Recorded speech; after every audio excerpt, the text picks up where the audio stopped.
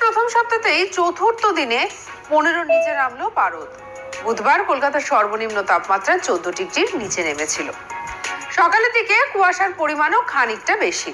পূর্বাভাস অনুযায়ী আজ থেকে বৃষ্টি হবে রাজ্যে। শনিবার পর্যন্ত বৃষ্টির সম্ভাবনার কথা জানিয়েছে আলিপুর আবহাওয়া দপ্তর। আর এই শীতে কোন কোন জেলাগুলি ভিজবে জানেন? সেটাই তো এবার আপনাদেরকে বলবো। ডিসেম্বরে পারদ ঊর্ধ্বমুখী থাকায় ছন্দপতন ঘটেছিল শীতের আমেজে। সেই আমেজ এবারে ফিরেছে, তবে এখনো জাকিয়ে শীত নয় বলেই জানিয়েছে আবহাওয়া দপ্তর।